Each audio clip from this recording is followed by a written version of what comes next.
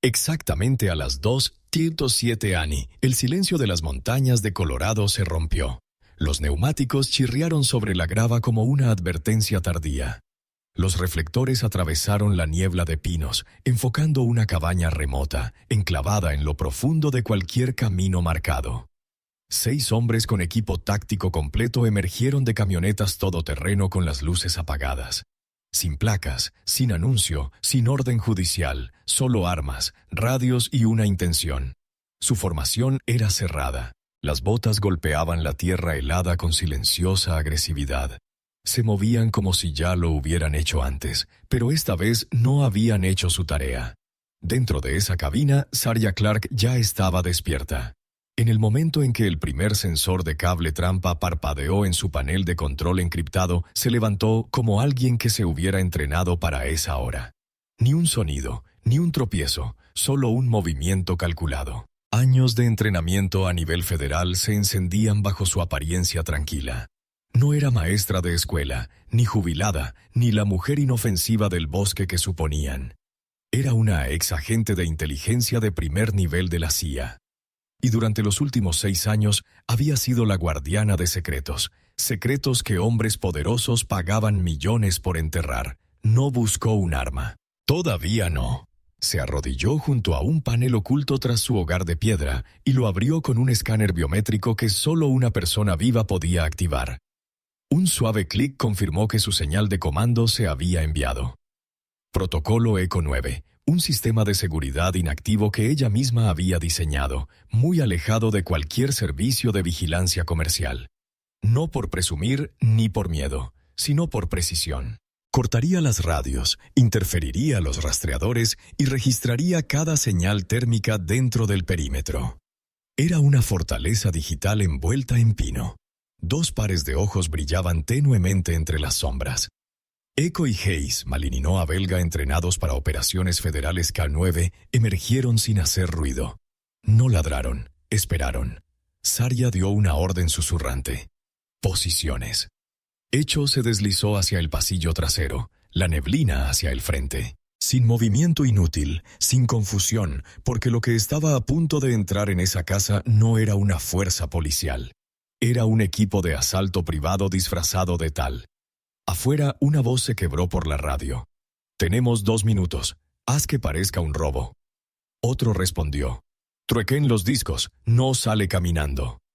Eso era todo lo que Sarja necesitaba. Esto no era una redada. Era un encubrimiento, pero no estaban asaltando una cabaña. Estaban entrando en una sala de guerra. Lo que no sabían, lo que nunca podrían haber predicho, era que Sarja no era solo una superviviente. Era una estratega. Y cada centímetro de esa propiedad había sido preparado no para la comodidad, sino para la confrontación. Vinieron a limpiar, pero en cuanto sus botas tocaron el suelo, activaron algo indetenible. Y cuando el primer golpe impactó en la puerta de la cabaña, Sarja no se inmutó. Se puso de pie, con la cintura ajustada, y susurró una palabra que lo cambiaría todo. Enfrentar. Sarja Clark ni siquiera pestañeó cuando el ariete golpeó la puerta. El crujido de la madera astillada resonó como un reloj en marcha. Ya se había dirigido a su consola de control secundaria, oculta tras una estantería llena de historias militares de primera edición, e inició el bloqueo total. Sus dedos revolotearon sobre el teclado mecánico de estilo antiguo, no la pantalla táctil, demasiado fácil de manipular. Su sistema estaba cableado, aislado y diseñado para resistir interferencias de pulso electromagnético, PM. No solo instaló seguridad, sino que la diseñó. Porque Sarja Clark nunca había sido común y esta cabaña no era su santuario. Era una trampa para ellos. 6 años antes había desaparecido de la red de inteligencia después de que una misión en Moldova saliera mal. Su equipo de operaciones encubiertas, sin insignias ni registros, había descubierto una red de datos entre contratistas estadounidenses y redes extranjeras hostiles. Cuando intentaron informarlo, 3 de los suyos murieron en un accidente de entrenamiento. Sarja no se lo creyó, así que no regresó a casa. Desapareció. Borró su firma de todos los sistemas federales y desapareció en las montañas rocosas con solo 2 cosas: su mente funcional y el disco duro encriptado que murieron protegiendo. La cabaña había sido su fortaleza desde entonces, construida con sus propias manos, financiada mediante cuentas de criptomonedas no rastreables, reforzada con equipo al que la mayoría de las agencias federales desconocían que aún tenía acceso. Su vida era tranquila en la superficie. Partía leña, entrenaba a Echo y Hayes a diario, estudiaba imágenes satelitales de confiscaciones de propiedades en el oeste de Estados Unidos y observaba a distancia cómo un mismo nombre aparecía una y otra vez en el registro documental.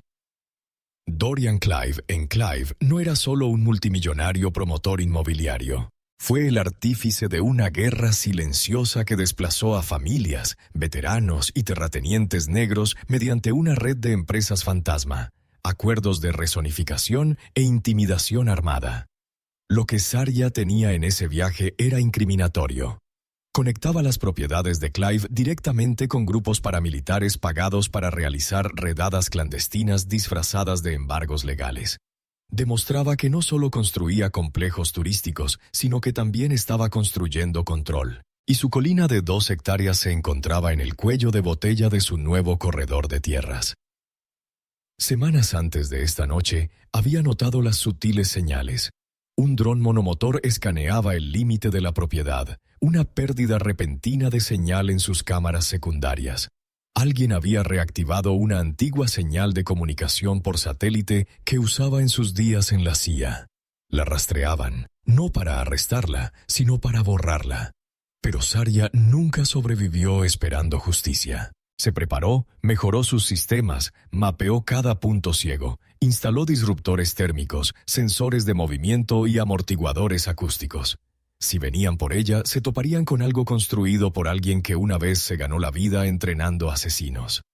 Afuera, los hombres formaron en la puerta destrozada. El líder hizo una señal con la mano. No era su primer trabajo. Su formación, su ritmo, el movimiento escalonado. Zarya reconoció el ritmo. No eran novatos, eran excontratistas. Sicarios, probablemente pagados a través de alguna de las consultoras de Clive en el extranjero. Sin nombres, sin jurisdicción, sin supervisión.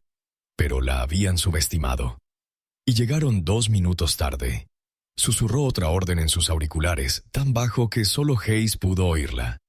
El perro avanzó centímetros, esperando justo detrás de un falso panel de pared diseñado para abrirse al activarse. Echo, ahora dando vueltas por el pasillo trasero, esperaba cerca del sistema de ventilación térmica de la cocina.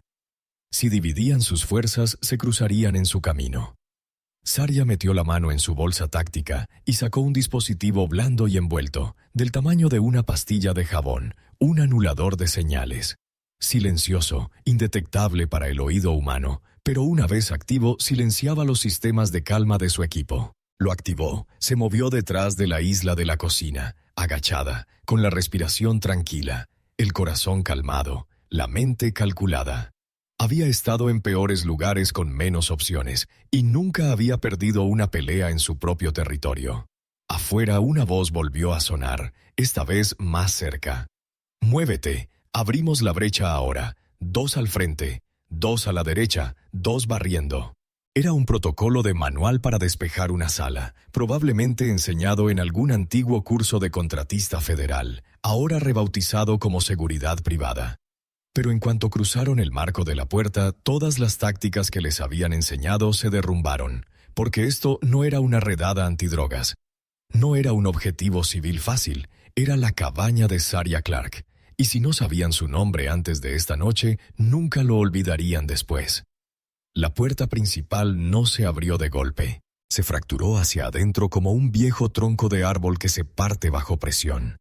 El primero en pasar era alto, deliberado, observando a la izquierda y luego a la derecha, con el hombro tenso y el dedo en el gatillo medio amartillado. Pero no dio ni 2 pasos. Hayes surgió de la oscuridad como un susurro convertido en músculo. 36 kilos de precisión controlada impactaron contra el pecho del intruso. Su rifle resonó contra el suelo, cayó con un gruñido, seguido del caos. El segundo hombre se tambaleó hacia adelante, confundido por el repentino cambio de formación justo cuando Echko emergía del pasillo trasero y le rozaba las piernas. Las botas tácticas se aferraban al suelo de madera, resbaladizo por la condensación del repentino cambio de temperatura de la cabina. Zarya también lo había planeado. El sistema de climatización provocó una caída de 20 degrees en habitaciones específicas, empañando la óptica y afectando el agarre. Era una guerra psicológica, silenciosa y científica. Y funcionó. Zarya se movía de un lugar a otro, usando su profundo conocimiento de la arquitectura de la cabina. Cada rincón ciego estaba diseñado para una emboscada. Cada puerta tenía doble bisagra para un giro repentino. Cada ventana estaba reforzada con polímero irrompible, invisible a simple vista, pero lo suficientemente fuerte como para detener una bala de corto alcance. Mientras el equipo dentro se esforzaba por reorganizarse, ella dejó caer otro dispositivo en el pasillo, un desviador térmico. No les hizo daño, solo destruyó su capacidad de ver, rastrear y actuar. Y en combate, la vacilación era la derrota. Aún así, Zarya no era arrogante. Sabía que no eran aficionados. Se ajustarían, se reagruparían, lo que significaba que tenía menos de 4 minutos antes de que entraran en modo ofensivo total. Eso era todo lo que necesitaba. Se dirigió a la trastienda, un espacio seguro camuflado como un armario de almacenamiento. Dentro había un repetidor satelital reforzado, uno de los pocos que había rescatado durante su última misión en el extranjero. Conectó el nodo principal, cifró el flujo de datos e introdujo una sola frase de comando. Protocolo hecho 9. Activar todos los activos. Luego esperó. La respuesta llegó segundos después. 3 pings verdes se iluminaron en la pantalla de su tableta. No eran nombres. Eran indicativos de llamada, y todos eran exmiembros de inteligencia que le debían la vida. Uno, un ex experto en interceptación de comunicaciones. Otro, un piloto de drones de vigilancia que ahora trabaja en control de incendios. Y el tercero, Ellie Drayton. Ellie no había hablado con Zarya en más de 5 años. No por ira, sino por lo que ambos habían visto y sobrevivido. En aquel entonces formaban parte de una unidad encubierta de inteligencia militar civil conocida como Vigilancia Centinela. No figuraba en el sitio web de ninguna agencia, pero existía en los márgenes de la respuesta en tiempo real. Cuando la burocracia falló, Sentinel actuó discreta, legal y eficazmente. La última vez que Ellie vio a Zarya fue a las afueras de Cable. Ella acababa de rescatarlo de un convoy en llamas bajo fuego enemigo. Perdió parte de una pierna en esa explosión, pero jamás su lealtad. Desde entonces había pasado a la clandestinidad, coordinando a veteranos en varios estados que se enfrentaban a confiscaciones de tierras sospechosas, ejecuciones hipotecarias forzosas y redadas disfrazadas de cumplimiento de la normativa. ¿Les suena? Era la misma estrategia que Zarya había descubierto, la misma que Dorian Clive estaba desarrollando. Ahora el indicativo de Ellie se iluminó en su pantalla en verde brillante. Su ubicación estaba triangulada a 80 kilómetros de distancia y se acercaba rápidamente. No necesitaba hablar. No necesitaba explicar. La simple alerta fue suficiente. Venía. De vuelta en la cabaña, todo estaba cambiando. Uno de los intrusos se había incorporado y había lanzado una granada cegadora hacia la cocina. El ruido resonó por la casa como un disparo envuelto en un trueno. Zarya se agachó tras la chimenea de piedra, con los oídos zumbando, pero con la vista clavada. No entró en pánico. Calculó. Aprovechó el breve caos para avanzar, no hacia atrás, sino hacia adelante. Con un movimiento fluido, cruzó el comedor, flanqueada por los perros, y regresó a su lado en silencio.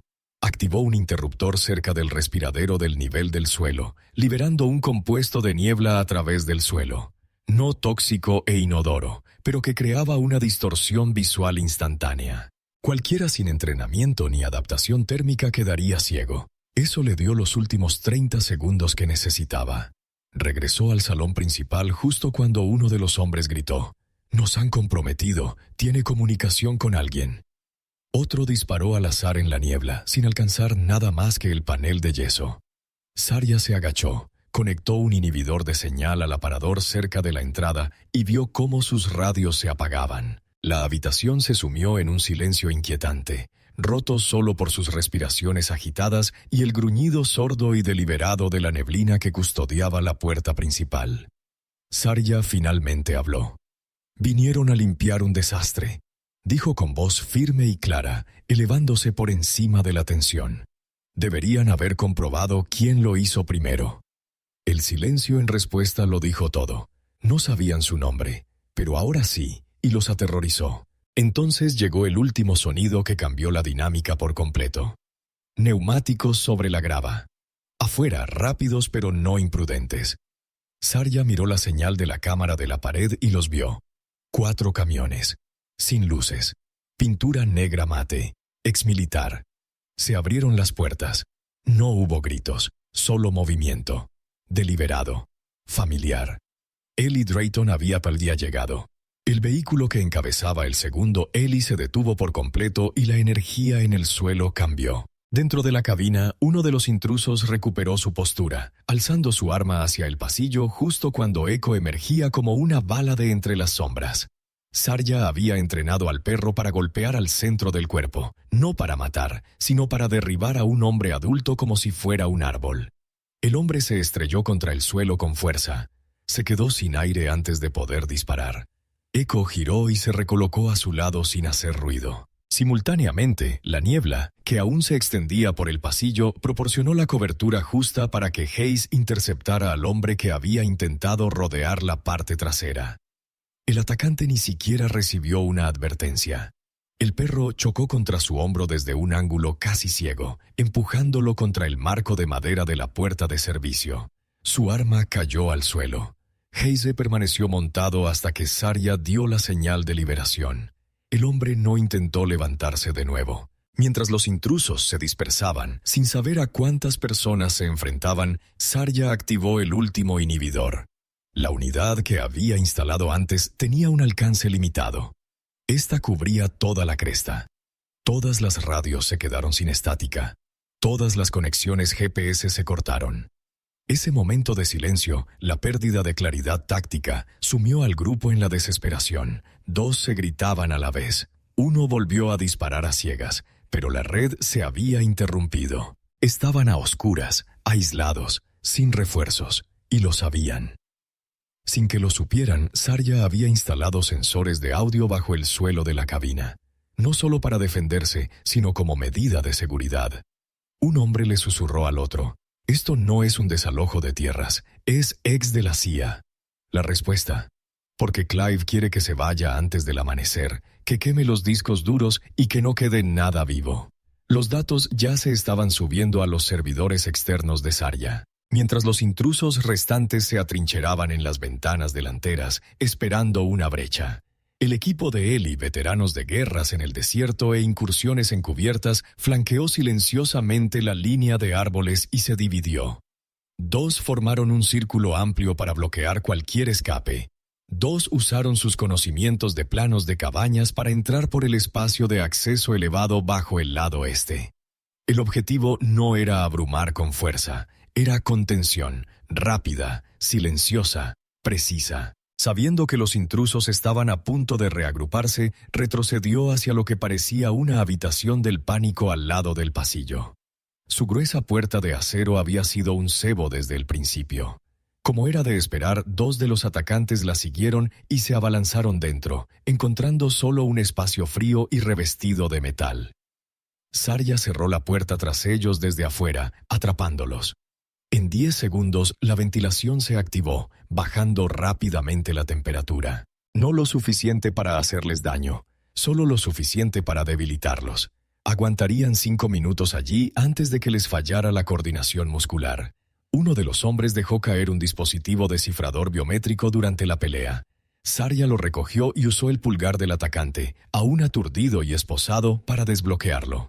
El dispositivo mostraba registros en caché de detalles de trabajos anteriores, transacciones cifradas, coordenadas y, sí, perfiles de objetivos. El suyo figuraba como prioritario. Cliente: Clive Strategic Holdings. Pago emitido a través de una entidad offshore. No más especulaciones. Era una orden de asesinato. Sarja sabía que alguien intentaría escapar, así que lo dejó. En cuanto la ventana de la trastienda se entreabrió, una figura solitaria se deslizó hacia el bosque. Lo que no sabía era que Zarya lo había marcado subtermalmente durante la breve pelea usando un rastreador codificado para imitar una abrasión cutánea. Mientras corría, el calor de su cuerpo activó la señal. Los dos hombres del perímetro de Eli lo interceptaron cerca del lecho seco de un arroyo. No llegó a recorrer ni 1 kilómetro. Los hombres que seguían dentro estaban atados, sometidos, pero no inconscientes. Eli caminó entre ellos con fría y metódica eficiencia. Preguntó. Ninguna respuesta. Silencio. Fue entonces cuando Zarya dio un paso adelante y dejó caer el descifrador sobre la mesa. Tocó la pantalla. El historial de transacciones se desplazó lentamente. Entonces dijo: «No necesitan confesar. Ya tengo pruebas. Pero si quieren que sus nombres queden limpios antes de que lleguen los federales, esta es su única oportunidad». Un hombre se derrumbó.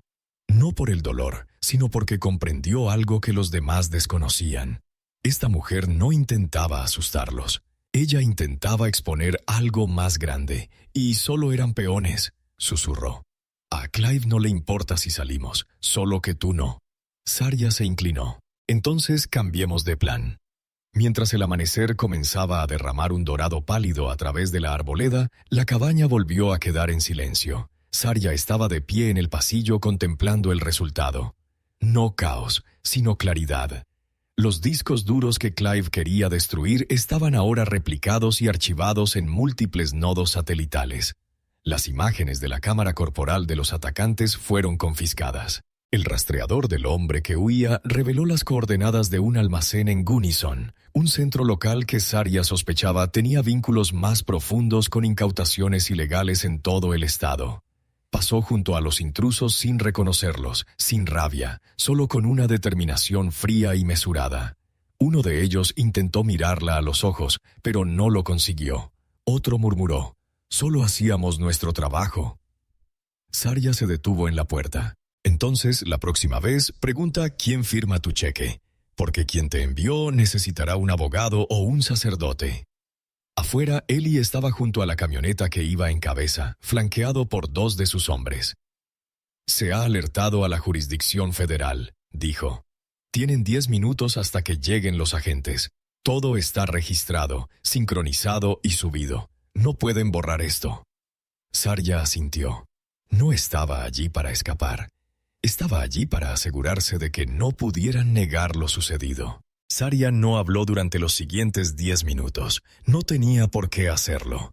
Las imágenes eran aún más elocuentes. Cada segundo del allanamiento, las firmas térmicas, los registros de audio, los destellos de las armas y el reconocimiento de huellas de voz ya se estaban subiendo a 3 servidores en la nube cifrados en 3 estados. Cada uno tenía un disparador temporizado. Si Zarya no se registraba cada 6 horas, el paquete completo se publicaría automáticamente entre más de 40 periodistas, bufetes de abogados y organismos de protección de las libertades civiles. Era un viejo truco de la CIA llamado la doctrina de la mano muerta.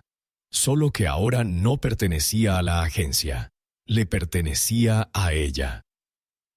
Dentro de la cabina, uno de los atacantes estaba desplomado contra la pared, pálido y con los labios apretados. Su mirada no dejaba de mirar la luz roja parpadeante del terminal de respaldo de Zarya.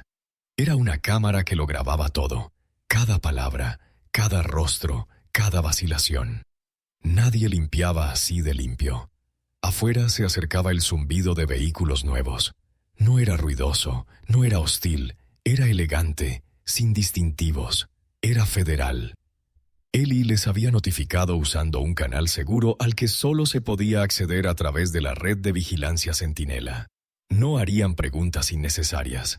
Llevaban meses observando a Dory y Clive a distancia, esperando que cometiera un desliz. ¿Qué había pasado esta noche? No fue un simple desliz, fue una ruptura total. Un sedán negro con matrícula del gobierno avanzó por el camino de tierra.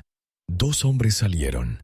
Sin armas desenfundadas, sin gritos, solo una presencia serena que irradiaba autoridad. Uno dio un paso al frente y asintió hacia Zarya. «Señora Clark», dijo, Soy el subdirector Monroe del Departamento de Seguridad Nacional. Saria no se movió. Llega tarde, no nos invitaron, respondió hasta ahora. Ella lo miró un buen rato y luego se hizo a un lado. Entonces empieza a observar. Dentro, Monroe revisó las grabaciones sincronizadas, comparándolas con los informes confidenciales de vigilancia de su departamento.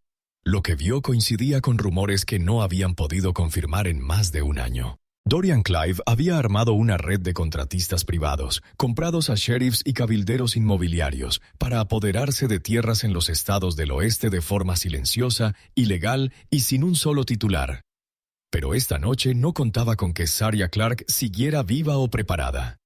«Tu sistema», murmuró Monroe, mientras revisaba la triangulación satelital y las imágenes en directo de drones, «es más limpio que la mayoría de los protocolos de la agencia». «Eso es porque no lo construí para que fuera bonito», respondió Saria. «Lo construí para sobrevivir a la corrupción», asintió Monroe. «Llevamos 18 meses intentando vigilar las operaciones de Clive, pero está rodeado de sociedades de responsabilidad limitada, grupos de presión y escudos legales. Esta podría ser nuestra oportunidad». Saria no sonrió. «Esta no es una oportunidad, es una bola de demolición». Ellie se acercó desde el pasillo. El director del DHS se cruzó de brazos. «La queremos bajo custodia protectora. Con lo que tiene, se convierte en la testigo central de un caso con implicaciones nacionales. La traemos, construimos el caso y sellamos su testimonio». Saria negó con la cabeza antes de que terminara. «No, no voy a desaparecer. No soy una agente atemorizada que se esconde. No voy a dejar que Clive ni nadie como él controle la historia». «Serás un blanco», advirtió Monroe. «Ya lo estoy». Siguió un silencio tenso. Luego continuó. «Pero esta vez no voy a huir. Voy a liberar todo bajo mis condiciones». Caminó hacia el servidor instalado cerca de la encimera de su cocina, insertó la unidad cifrada y empezó a ordenar archivos. Nombres, fechas, coordenadas, transferencias de pago, pings satelitales, registros de radio policial, todas las redadas similares a la suya desde Idaho hasta Arizona. Docenas de ellos, veteranos, jubilados, familias negras e indígenas, siempre el mismo patrón. Falsas infracciones de código, mentiras inventadas, cortes de servicios públicos programados misteriosamente y luego retirada forzada. Seleccionó los archivos, los juntó con imágenes de esta noche e inició una publicación escalonada. Primero, medios pequeños y confiables. Plataformas locales de denuncia, medios de comunicación dirigidos por veteranos, periodistas con experiencia en la denuncia de fraudes de expropiación de tierras. Nada de noticias corporativas. Todavía no. Quiero que el público lo sepa antes de que se ponga en marcha la maquinaria de propaganda, dijo. Si llega a los medios de comunicación primero, el equipo de Clive lo enterrará en minutos. Pero si se propaga de forma clandestina, viral y constante, para cuando se den cuenta, será demasiado tarde para matar. Ellie rió discretamente. No se equivoca. Monroe permaneció inmóvil, calculando. Estás convirtiendo esto en una guerra. Saria no se inmutó. Ya lo era. Solo estoy poniendo uniformes en ambos bandos. Al amanecer, la onda expansiva ya había comenzado.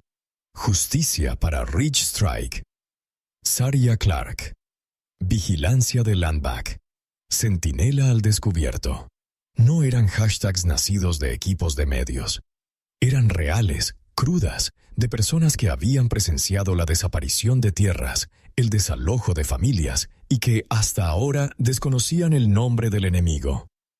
En 12 horas, las imágenes de Saria se habían reproducido en 7 estados. Analistas independientes verificaron los datos del GPS. Expertos legales intervinieron. Un abogado denunciante calificó el video como la exposición civil más contundente de la colusión entre la industria privada y las fuerzas de seguridad militarizadas que hemos visto en 20 años. Pero Saria no estaba leyendo titulares. Estaba llamando a los sobrevivientes. Su pequeña mesa de cocina se convirtió en un escritorio de guerra. Una exmaestra de escuela en Nevada cuya casa fue confiscada mientras asistía al funeral de su madre. Una pareja negra en Wyoming se vio obligada a ceder su rancho tras ser amenazada con la deportación a pesar de ser ciudadana estadounidense. Un veterano de la Marina en Utah fue arrestado tras negar el acceso a los inspectores sin identificación. Todos compartían una cosa: creían que nadie les creería. Zarya no solo creyó, documentó, archivó y verificó. Cotejó cada caso con el rastro de pagos que había descubierto. Los nombres empezaron a coincidir. Sheriffs, promotores inmobiliarios, políticos, todos orbitando la red de Clive. Y entonces llegó Alicia Penn. Alicia era una exabogada de Jack convertida en litigante de derechos civiles. Llevaba 3 años rastreando las propiedades de Clive. En cuanto vio la liberación de Zarya, condujo 300 metros y se presentó en persona. «No necesitas presentar una denuncia», dijo Alicia. «Tienes que presentar una demanda colectiva». Zarya miró la carpeta que Alicia trajo. 36 nombres, todos víctimas de lo que ahora tenía nombre: desplazamiento táctico de tierras. «Esto no es solo fraude», dijo Alicia. «Es una expulsión coordinada». Zarya asintió. Entonces se acabó. Para el final de la semana se presentaron los primeros requerimientos federales. Siguieron las congelaciones de activos. Los abogados de Clive intentaron darle un giro a la situación, culpando a subcontratistas demasiado entusiastas. Pero las imágenes eran irrefutables. El audio era ineludible. La opinión pública ya había emitido su veredicto. Aún así, Zarya sabía que el sistema no se derrumbaría de la noche a la mañana. No era ingenua, pero también sabía que algo más profundo se había restaurado. La gente ya no susurraba. Estaba testificando, y a pesar de todo, Zarya nunca abandonó la cabaña. Se convirtió en algo más que su hogar. Se convirtió en el primer centro de mando de algo más grande. 0, una red de voluntarios capacitados, abogados, veteranos y analistas creada para proteger, exponer y enseñar a las comunidades cómo defender su tierra legal, digital y tácticamente. Ella no quería poder, quería visibilidad porque el poder corrompe, pero la visibilidad protege. Cuando Monroe regresó semanas después, trajo noticias. «Clive está fuera del país», dijo. «La Interpol está involucrada. Puede que lo atrapemos, puede que no». Zarya no levantó la vista de su portátil. «No estoy persiguiendo a un hombre. Estoy construyendo un cortafuegos», asintió. «Hiciste más en 72 horas de lo que nosotros podríamos en un año». «No», dijo. «Simplemente no pedí permiso». Esa noche, la cabaña volvió a estar en silencio. Nieve en el porche. Echo y Hayes dormían cerca de la chimenea. Zarya bebió té, observando el fuego reflejado en el cristal. Ya no se escondía. Estaba al mando. La nieve regresó suave y silenciosa, espolvoreando los pinos como si la montaña intentara olvidar lo que había sucedido allí. Pero la cabaña recordaba, y ella también. Zarya Clark estaba en su porche, envuelta en una vieja chaqueta verde militar, bordada con recuerdos que nadie más podía ver. El aire estaba quieto, solo el tenue aroma a pino y fresno se aferraba al viento. Echo estaba sentado a su izquierda, con las orejas erguidas. A la derecha, una neblina, alerta, pero tranquila. Ambos perros habían vuelto a su estado habitual. Ni depredadores ni armas, solo guardianes. Sostenía una taza de cerámica en ambas manos. Esta vez no era café, era té de jengibre. Algo caliente para recordarle a su cuerpo que había superado otra guerra. No estaba cansada, no estaba rota, pero sí había cambiado. Pensó en las personas que le habían tendido la mano en los últimos días. Agricultores, viudas, veteranos, madres solteras, nombres que desconocía, pero historias que comprendió al instante. Sus voces se quebraron en los mismos lugares donde antes se quebró la suya. Algunos susurraban, otros lloraban, pero ninguno guardaba silencio. Esa fue la verdadera victoria. No los titulares, ni las demandas, ni las congelaciones de activos, ni los reportajes que mostraban el nombre de Clive vinculado a la corrupción. La verdadera victoria fue que por fin los habían visto. Y no porque alguien les hiciera justicia, sino porque alguien les enseñó a tomarla. Dentro de la cabina, el monitor se iluminó con nuevos pings. Los nodos de vigilancia Sentinel se están expandiendo. Un oficial de inteligencia retirado en Oregón ofrece imágenes de drones. Un grupo de estudiantes de Derecho en Atlanta se ofrece como voluntario para ayudar a verificar los registros de tierras. Un anciano indígena de Nuevo México está subiendo testimonios orales de las reuniones de los consejos tribales, enterrados durante mucho tiempo por la burocracia.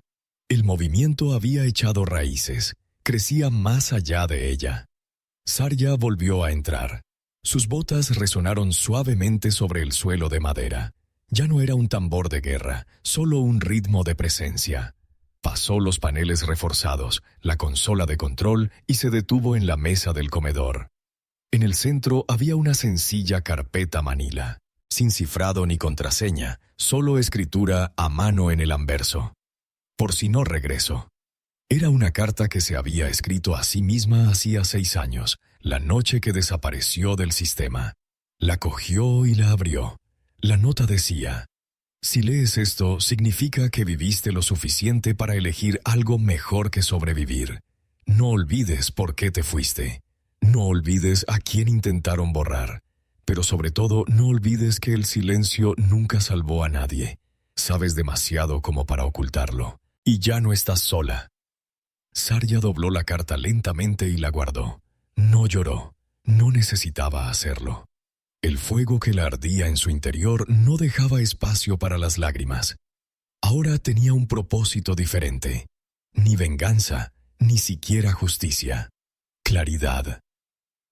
Mientras el sol se filtraba entre los árboles, proyectando largas sombras doradas sobre la cresta, volvió al porche. Otra camioneta entraba en el camino de grava. Un joven salió, negro, de 20 y tantos años, un poco nervioso, con una caja de equipo en la mano. Llevaba una sudadera con capucha que decía: «Conoce tus derechos, protege tu tierra». Sarya sonrió. «Lo lograste». Él asintió, listo para ponerse a trabajar. Y así, sin más, comenzó el siguiente capítulo. Porque el poder no siempre lleva placa. A veces lleva botas en la nieve, cicatrices bajo las mangas y una voz que se niega a desaparecer. Y ahora el mundo por fin escuchaba.